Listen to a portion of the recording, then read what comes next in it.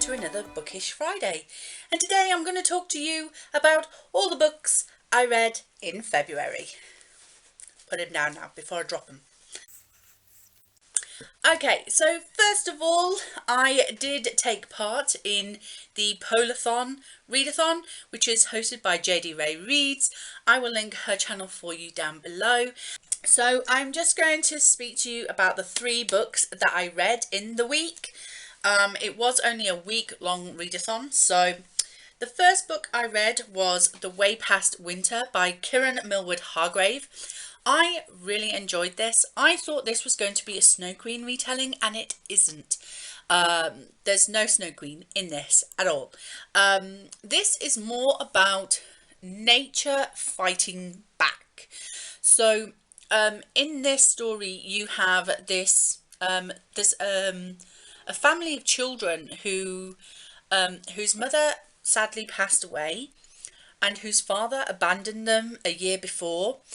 And then one night, as they're just trying to get on with their lives, a group of men arrive at their house seeking shelter and food. And the young girl, the oldest daughter, she speaks to them, like to the leader, and they give them food and shelter for the night. And then the very next morning, they wake up to find that their brother is missing. So you have the eldest daughter, called Mia, and her younger sister, abandoned now, not just by their father, but by their brother as well. And so Mia goes on a quest to try and find her brother and save her brother. She believes that these men have stolen him. And the story goes on from there, and it's a beautiful, beautiful story. I really like Kieran Millward's writing. I just feel like she spends too much time in the beginning, the middle, that she doesn't have enough time to give us a really good ending. I feel like her endings are a little bit rushed, and it's only a short book. Look at those edgings, they're gorgeous. But it's only a short book. It's only 239 pages. I could have done with another 70 pages on this book, just so that the ending of the story could have been flushed out a bit more. I did really enjoy it, but because of that ending, I only gave it a 4 stars. It would have been a 5 stars if that ending had just been more. I just wanted more. So 4 stars for The Way Past Winter. The next book I read was Frostheart by Jamie Littler, and this one has got gorgeous sprayed edgings as well. So this one, I was told, or I was under the impression that I was going to get a sarcastic, grumpy Yeti in this story, and he's not sarcastic, but he is grumpy, and I didn't get enough from him. So the story is this boy, his parents left the village where they live and they were never seen again, and so he's been fostered by the rest of the village. But because he keeps trying to sing, and singing is banned in their village because they believe that singing encourages these leviathans, who are these creatures that attack the village. Because they believe the singing encourages the leviathans and he keeps singing, nobody really wants to look after him. So he is put under the care of this Yeti. And they are then exiled because he keeps singing, and so they end up on the ship, or a sleigh, called the Frostheart, and they go on this journey with the Frostheart crew. And the story isn't over. There is a second book coming out. I'm not sure if I'm going to buy it or not, because this was the sort of story that it had the makings of being great, but it just didn't get there for me. I kind of feel a little disappointed. I don't know if this was too hyped, that it sadly meant that my expectation was a lot higher, because I just felt like it was just kind of like meh. So I actually scored this a 3 out of 5 stars, because it was okay, and I'm glad I read it, but I'm not sure if I'm going to pick up the second book, because I don't know. If I see it in the library, I might pick it up, but I'm not going to be rushing out to buy the second book. I don't know. It just didn't have enough for me. So, yeah, I'm going to leave it at that. But the last book that I read for the Polarathon, and I don't know why I chose all middle grades, but I did. It's The Frozen Sea by Piers Torday, and as you can see, I have tabbed this. Not a lot. I haven't tabbed it a lot, but I do. As soon as I'd finished this book, I wanted to turn back to page 1 and start it all over again. That is how much I loved this book. This was just it. I knew it looked like a beautiful book, and I was like really hoping that the story inside was going to be good, but my god, it was brilliant. It was amazing. I loved it so much. This is like Never Ending Story meets 21st century technology. Like, it was just perfect. It had everything that I want in a middle grade book. It had adventure and magic and wit and sarcasm. There is a talking hamster in this who is so funny. He and so sarcastic. I love him. He's brilliant. And just like the land and the imagination that is in here is just so amazing. You have well-known fairy tale characters like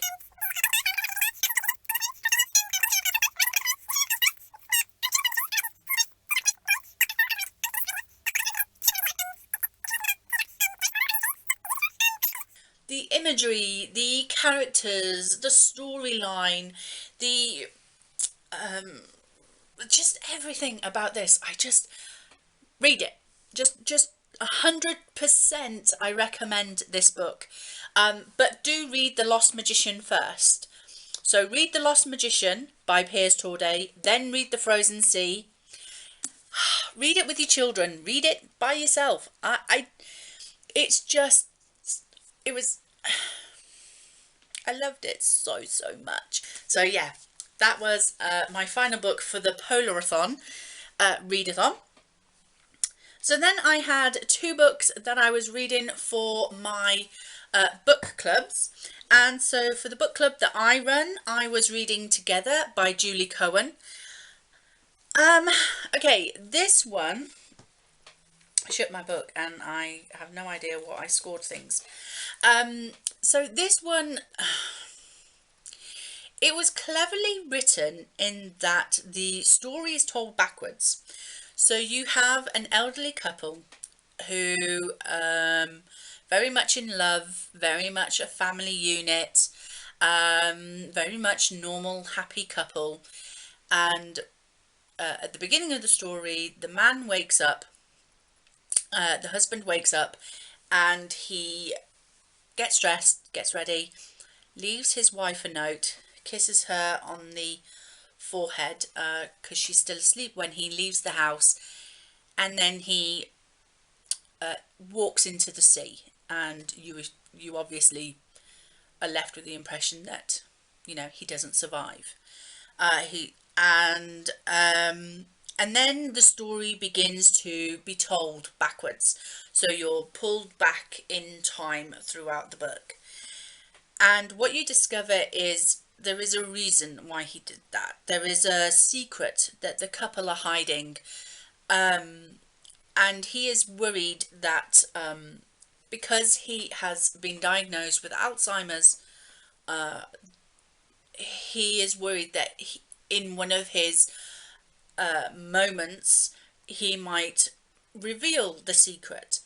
And so he wants to protect his beloved wife from that trauma by committing suicide. So he doesn't do that.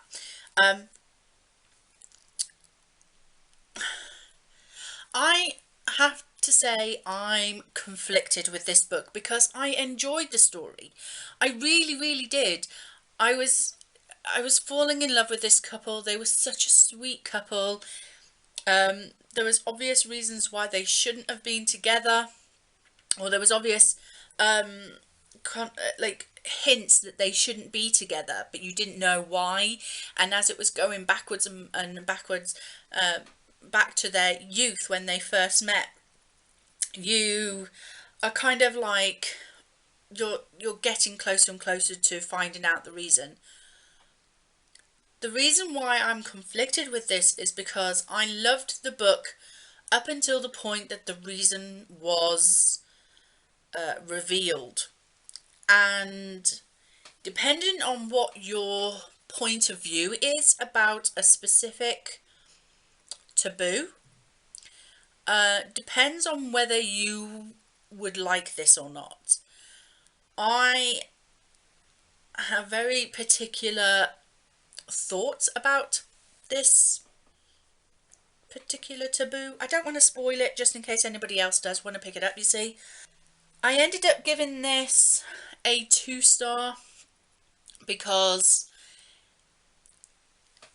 I wanted to acknowledge that I did enjoy the majority of it, but I wasn't happy that I'd been tricked into reading a book about something I feel quite strongly about, to be honest. So yeah, I don't want to say any more because I don't want to spoil it for anybody, but yeah, there's a taboo in here that some people might feel very strongly about, and I do. So yeah, I felt tricked. So there was that one. And then the other book for the Waterstones book club that I was reading throughout February was the Midwich Cuckoos by John Wyndham. Now, this is a book that is completely out of my comfort zones. It's sci-fi, and it's kind of alien sci-fi, I want to say. I believe that this has been turned into a film called Village of the Damned, I believe. And I've never seen it because I thought of that as a horror film. So I was a little bit apprehensive going into this.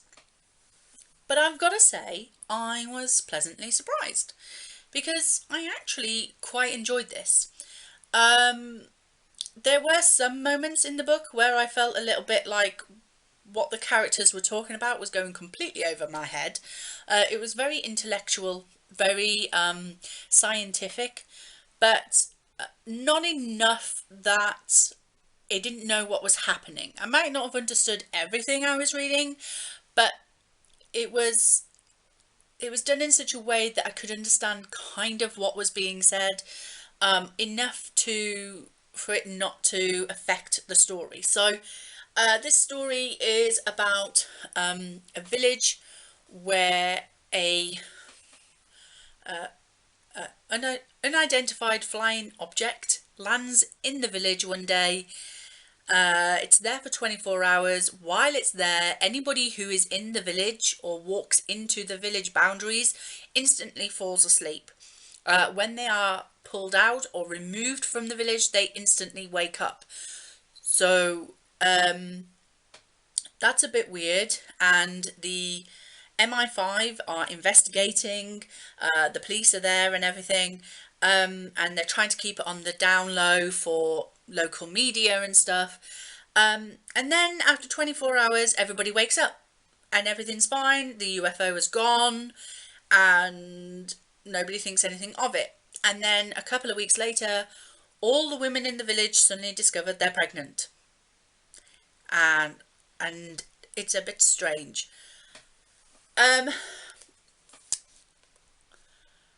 I liked it. I did. I liked it. I think that the length of the book helped that enjoyment, because when I was reading this, although I could appreciate it being an interesting story, I think if this had been longer, like it's only 220 pages, I think if this had been closer to 300 or 400 pages, I'd have got bored halfway through and probably DNF'd it. But because it was short, by the time I was like, it's good, but it's not like amazingly interesting for me, I was already halfway through, so I thought I might as well finish it anyway. And then the ending really did sort of boost my enjoyment of it. I really like the ending of this. So yeah, I think the fact that it was a short sci-fi really helped me to enjoy this a lot more. So I did give this one 3 stars. So yeah, it would have been 2 stars, but the ending was really interesting and really gripped me. So yeah, it got an extra star for the ending. So that was that one. And then moving on to books that I just read for the sake of reading. I tried to do a 24-hour readathon where I wanted to read 1,000 pages of romance, because let's face it, February is the month of romance, and I tried to do 1,000 pages of romance in 24 hours. I failed because I only read 1 book. I wanted to knock out some of my Mills and Boon books that I have in my collection, and I picked out 4 of these little Mills and Boon Regency books, but I only managed to read 1. I must be slowing down reading these, because I've read 1,000 pages in a day before for another readathon that I did last year. So, but for whatever reason, I mustn't have been in the mood for it this time, so I only managed to read 1. So this is a Mills and Boon historical romance, and this is Mr. Trelawney's Proposal by Mary Brendam. So it's just your typical Mills and Boon romance. I did give this a 2 star because it's a Mills and Boon. It's not great literature, let's face it, but it was enjoyable. So yeah. Another romance I read this month, and oh dear lordy, I might get some hate for this, I don't know. But this month I tried reading Pride and Prejudice by Jane Austen. I have a couple of tabs in there because there are some instances within this book that my jaw dropped, because I couldn't believe that somebody wrote that. I know that a lot of people love the romance in this story and they think of this as great writing, but I must be missing something. I know I'm not educated in literature and language. I get that. I read for enjoyment. I read for escapism. I'm not educated or knowledgeable about language and literature. But I must be seriously missing something, because I do not see a romance story between Elizabeth and Darcy at all. What I see is Darcy is a rude, horrible person. He literally offends Elizabeth and claims that she is beneath him and that she's not worthy of him right before he proposes to her. I guess people are gonna probably hate me for it, but I did not like this at all. I was so offended by this book. I gave it throwing it in the bin, to be fair. I gave it 2 stars. To be honest, personally, I want to reduce that to a 1 star because I did not like this at all. But I'm going to keep it at 2 stars to acknowledge that apparently this is great literature because people study it at college and university.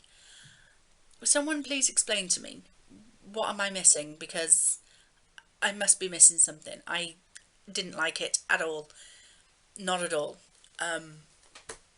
Yeah, no. And then I read another classic, and that was Lord of the Flies by William Golding. I found this really interesting.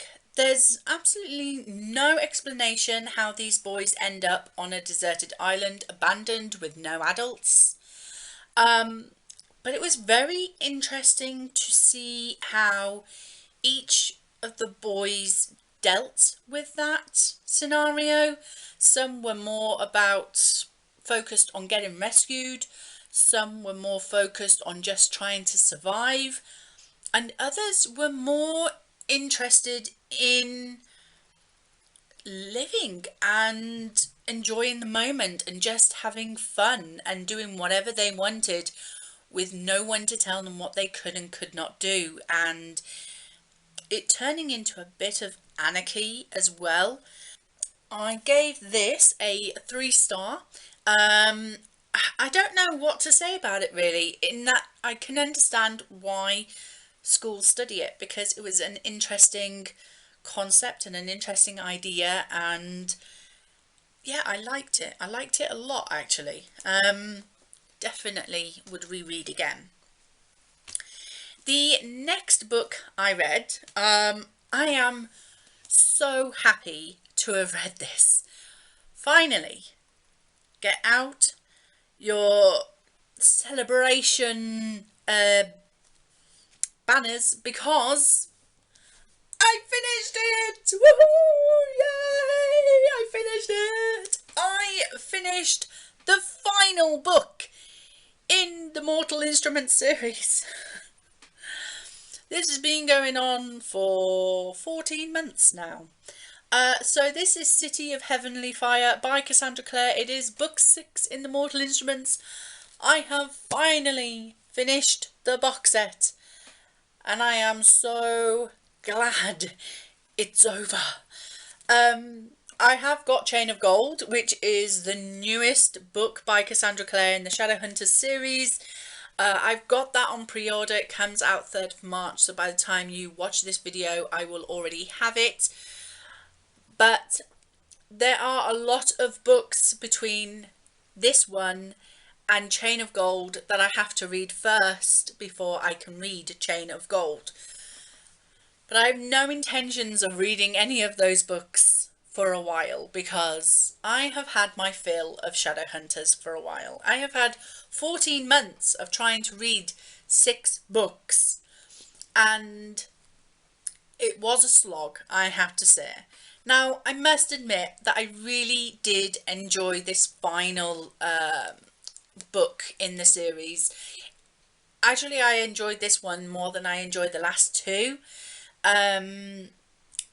I guess because I knew it was coming to an end, maybe that was part of the enjoyment. I was like, yay, it's nearly over. But yeah, I really did enjoy this a lot more than the other books, the last 2 books at least.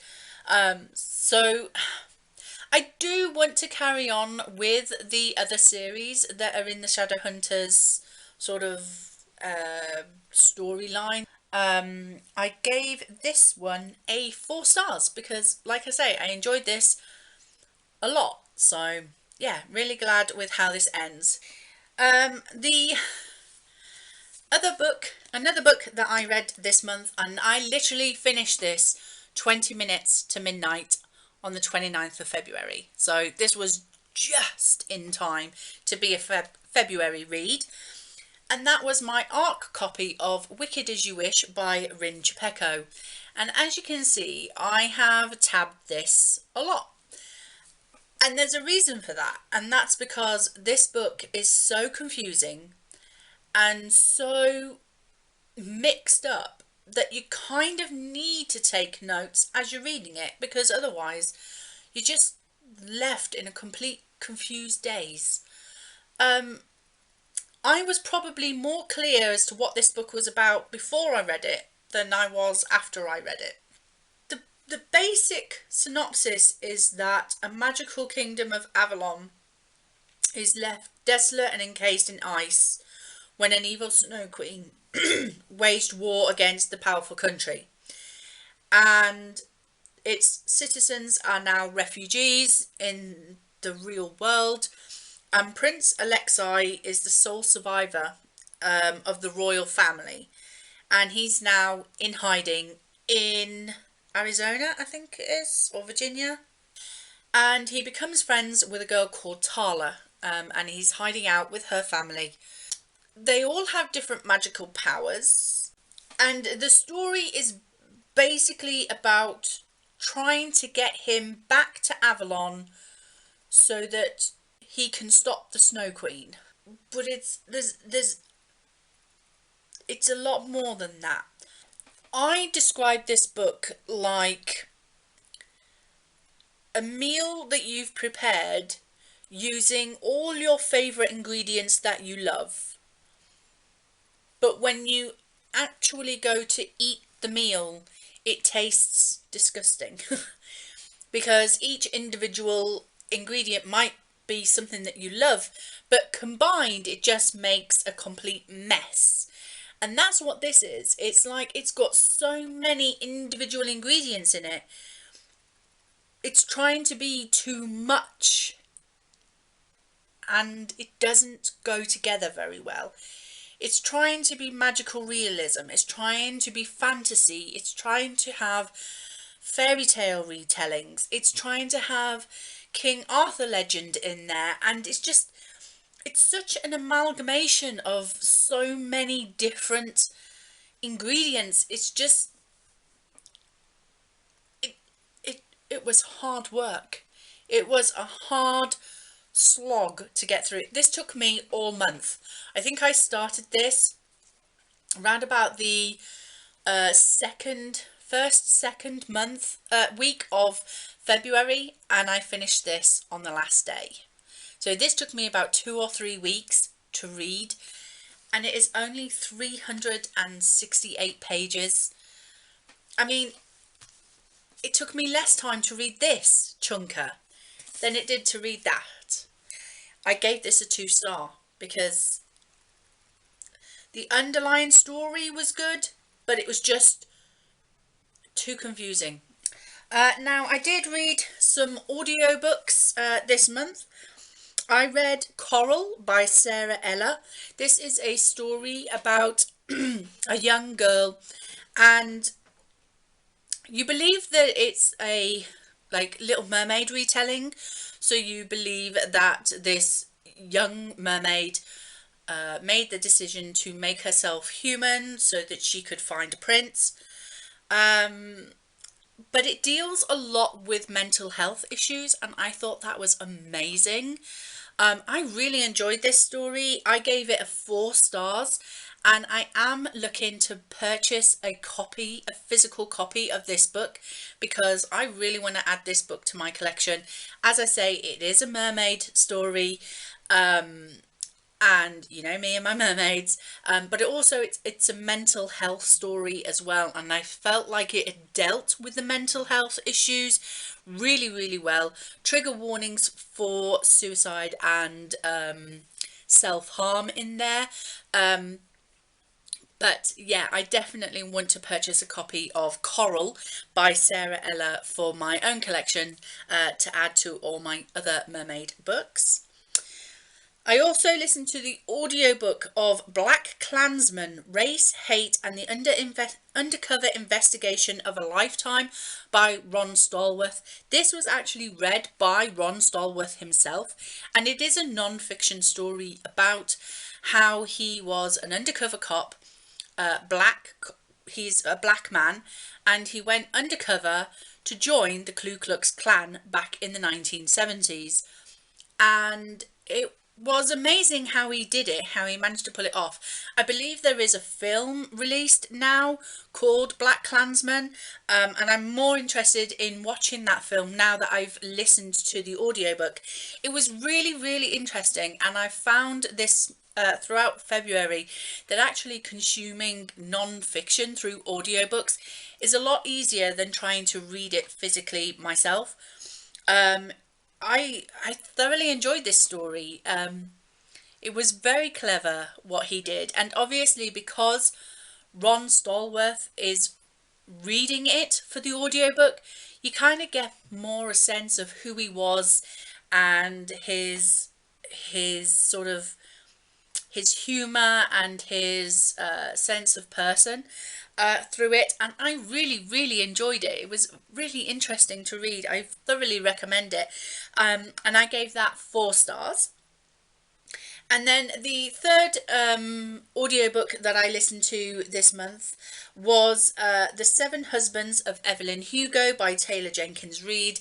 This is a well-hyped, well-loved book in the booktube community. It is a fictional story, although a lot of people would like it to be real, and it's about a sort of 1950s style actress who, a bit like Marilyn Monroe, had a bit of a reputation as being a blonde bombshell kind of thing, and I don't think she was actually blonde though. I think that was another character who was actually blonde. She was dark haired, but she had a reputation for having 7 husbands, and the story is told in a kind of, she is having an interview, doing an interview with a young journalist, and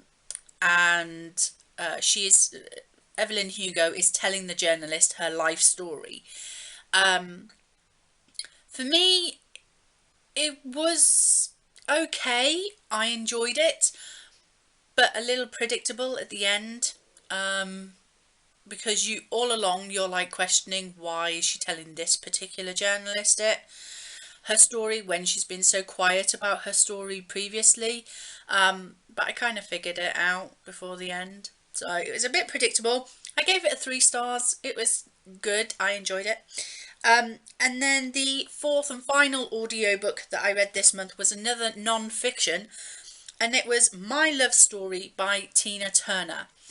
And obviously this is her kind of her life story, really. The majority of the book was read by someone else whose name I haven't written down. I do apologise. But the foreword, the introduction to the story, was actually read by Tina Turner herself. And I love Tina Turner. I love her songs. I love her as a person. She's so strong, and so she's amazing for everything that she's been through. And I knew about her life with Ike Turner because I've seen the film What's Love Got to Do with It, which she admitted actually that she's never actually watched that film herself because she lived it, so she knows, and it's a little bit too close to the heart for her to watch that back. But I didn't know about all her life after Ike Turner. She has been through a lot in her life, and she is an amazing woman, and my respect for her has just shot through the roof after listening to everything. I did give it a 3 stars. I'm thinking now, thinking back on it, I might up that to 4. To 4 stars, because I really did enjoy it. And then I read one ebook this month. So I read Harley Merlin and the Secret Coven, which is book 1, and that was written by Bella Forrest.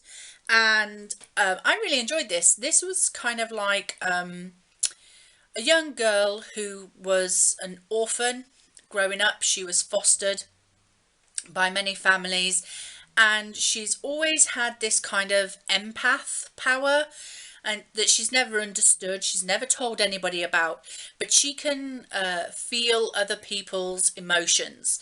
and she is hired by a casino to try and root out scammers, people who are trying to like trick the system, beat the system. She becomes involved with a witches' coven in the middle of New York, I think it is. I can't remember if it's in New York or another place, but it's in the middle of a big city, and she is brought into this coven because she finds out that yes, she is a witch. There are other people like her. So I got it on Kindle Unlimited, so yeah, it was really interesting, and I gave that one a 4 stars because I really thoroughly enjoyed that. So going towards my stats, I ended up reading 15 books this month, and that equates to 3,728 pages. The audio hours that I listened to were 38 hours and 2 minutes. My star ratings, I had no 1 stars, although Pride and Prejudice was very close. I had 4 2 stars, 5 3 stars, 5 4 stars, and 1 5 star. I did not read any thrillers again this month, so I know on my March TBR I have at least 2 thrillers to read, so I'm not too concerned about that. I read 3 classics. I read 3 contemporaries. I read 2 classics. I read 0 mangas or graphic novels. I didn't pick any up this month. I read 3 middle grades. I read 2 non-fictions, which I'm very proud of because that is something that I really want to concentrate throughout 2020. And I read 5 science fiction and fantasy. So I'm much happier with the number of other genres I'm reading other than science fiction and fantasy, because fantasy is my main genre that I go to. For authors, I read 5 male authors and 10 female authors.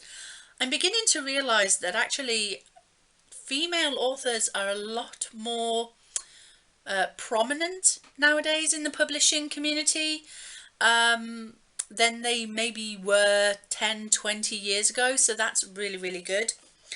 The binding that I've read of the 10 of the physical books that I've read this month, I read 1 hardback and 9 paperbacks. So yeah, a lot more paperbacks than hardbacks this month. The origin of where these books came from, I read 5 books that I borrowed either from the library or as an audiobook. These are books that I don't own myself, and I read 10 that were owned by myself. And the formats of what I read was 1 ebook, 4 audiobooks, and 10 physical books. So those were my stats for the month of February. I'm very happy with what I did read. I was also halfway through an audiobook of The Assassin's Blade by Sarah J. Maas. This is like the novella in the Throne of Glass series.